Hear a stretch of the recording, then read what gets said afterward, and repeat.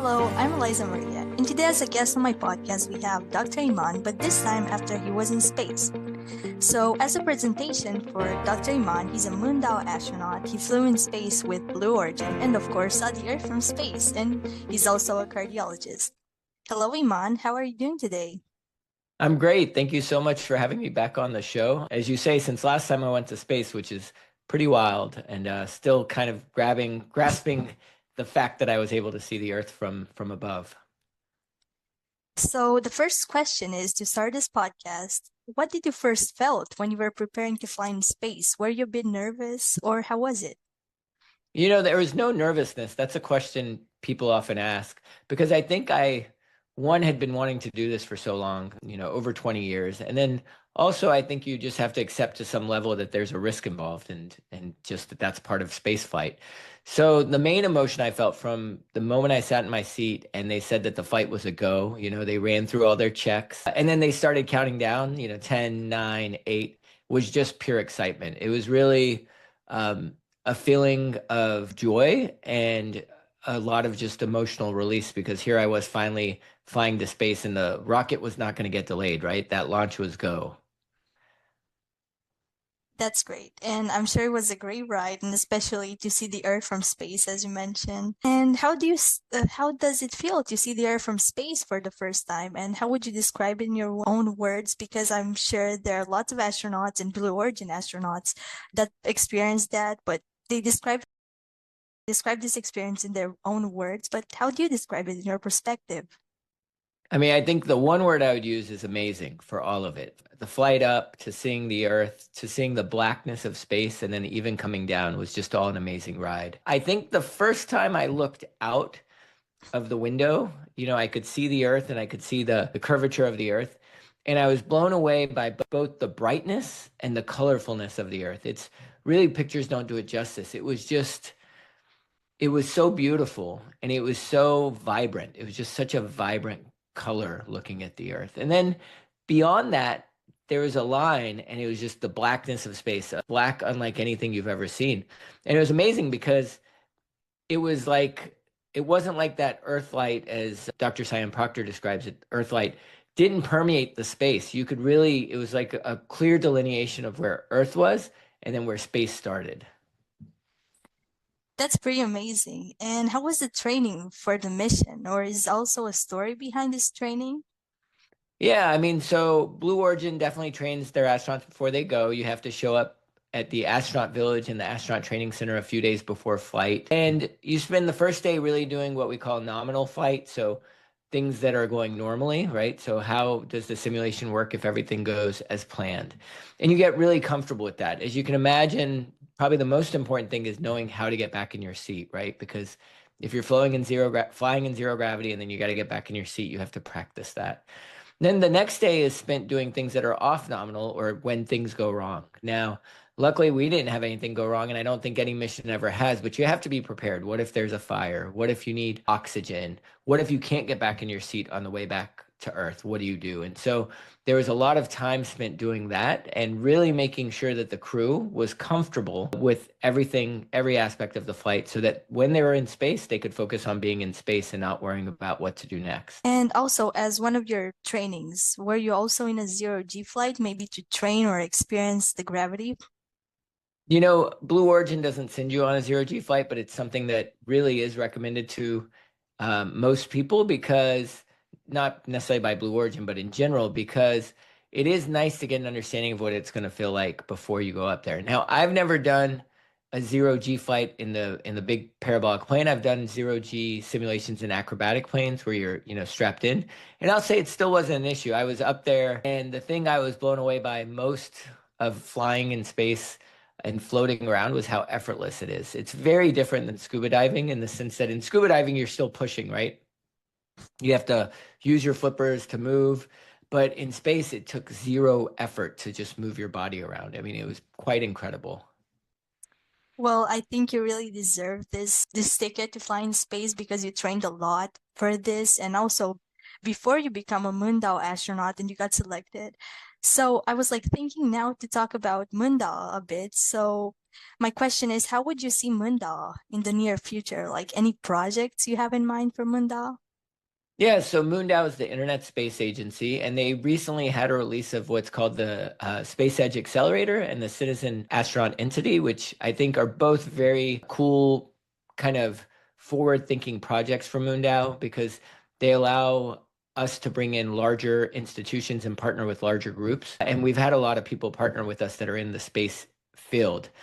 Personally, I would say MoonDAO is going to continue doing amazing things in the space sector. Anyone that has an idea or a proposal that's space related can submit it. There's a few things that I personally have in the works. One, we're continuing to document all of the talks I'm giving going forward. I'm talking at various high schools here in Tennessee. I'm doing some medical schools talks, some talks to businesses, so that we can continue to get an idea as to what our outreach is after this flight. What are we doing to improve the community? The other thing is that there is going to be this world biggest analog, which people have applied for and are now getting to the final stages. We're working on coming up with whether it makes sense to have a scholarship to help people offset the expense of that. But to do things like an analog mission costs money. Lots of people are going to be participating in that analog. So maybe MoonDAO can provide a scholarship to help support people that are going into that. So there are all these ideas and projects that I'm thinking of, but there are other ones that other people are thinking of, like, having a youth network, which you're involved in, which I think is fantastic. So anyone who's interested in space and doing projects in space and being in a good community should consider joining MoonDAO and really participating with the community. Yeah, and I have here a question. So I don't think I asked you this question in our first podcast, but how did you first join MoonDAO? So I've been looking for a way to get to space for over 20 years. Initially, it was with NASA when I applied to be an astronaut and made it as a finalist in 2009 and 2013, but unfortunately wasn't picked. And then once commercial space really took off in 2021, when we saw Inspiration 4 launch, we saw Virgin, Galactic, and Blue Origin have their first citizen flights. I started looking everywhere. I was like, well, how can I get to space? What can I do? I was writing emails to Blue Origin, proposing research, same with Virgin. I was looking at any organization that was going to send people to space. So in 2021, I came across MoonDAO before they sent their first person to space, which was Kobe Cotton with Dude Perfect, and really just became involved in the community then. I was in their first kind of selection for the second astronaut, where 10,000 people had applied. A gentleman named Yan from China actually won, but unfortunately, due to visa issues, we could not get him into the US to fly.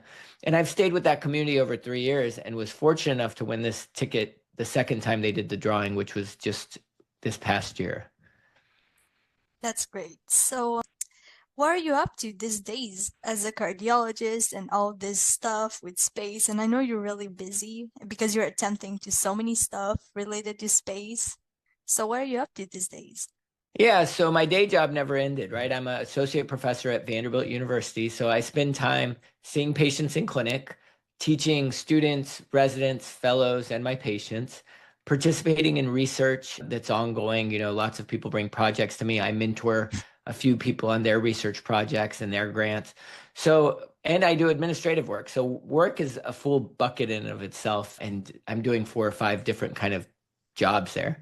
Then obviously I have my family whom I love, but also, I try to devote my time to, so because I have 2 young children. And then there's the fun non-family, non-doctoring thing, which is the space stuff. So I'm trying to give back to the community. As I said, I'm going to speak at a couple of high schools here in town. I'm going to a conference at the end of November to speak at a space conference as a MoonDAO representative, and really just trying to continue to engage people and show my excitement for space, that hopefully other people will also get excited about learning STEM and participating in space, world, space sector. That's awesome. And also, this with being a doctor, because you're a cardiologist, as I said, was this also a dream of yours? Yeah, I mean, I dreamt of being a cardiologist and an astronaut, probably both since I was a kid, but I didn't have a clear path on becoming an astronaut. So I kind of pushed that to the wayside and focused my high school and college in becoming a doctor. And then once I became a doctor in 2005, I realized, oh yeah, I had this other big dream of being an astronaut. And then I put a lot of effort into making that dream come true. So two kind of big dreams that are separate, but both were, required a lot of effort to achieve. And I'm grateful that I was able to do both, which is, pretty wild to be able to fulfill your dream in general one time. So to be able to do it twice is I feel very, very fortunate. And the last question here is, how do you see the space exploration in your opinion, in the next years? I'm very excited. I think, we're going to see a lot of changes in the next decade. Blue Origin is going to launch their New Glenn rocket hopefully by the end of the year, which is going to be their orbital rocket, which actually is bigger than a lot of the orbital rockets out there. As you know, SpaceX has their Starship Heavy that they just had the fifth launch and were able to catch it on their chopsticks, which is incredible because that ship can actually go to the moon or Mars and can carry a lot more cargo to space for a lot cheaper. So the thought is, if we can bring the cost of sending things to space, then we can have a better space economy. And that could include things like private space stations, private factories in space, doing things like building drugs because the crystals form better in space without gravity. So it's all about the cost of getting things to space. And I'm hopeful that these costs are going to drop between what Blue Origin and SpaceX are doing. And that'll allow more and more things to happen in space. Maybe we can get people to the moon and actually set up a moon base. I know Elon Musk wants to get people to Mars by the end of the decade. He may be able to do it. I think the moon is definitely easier, but I'll never say never. SpaceX was able to catch the Starship here most recently, and no one thought that was going to be a successful catch, and they did it. So it's an exciting time. It's still very hard, so I don't want anyone to think space is easy, but I think that it's a great time to be alive if you're a space enthusiast. Well, thank you so much, Dr. Iman, for your time joining again on my podcast and sharing this great experience. And good luck in the future with all your space work. Thank you so much, and thank you for having me back on. I really, really appreciate it, and I look forward to seeing what you do in the future.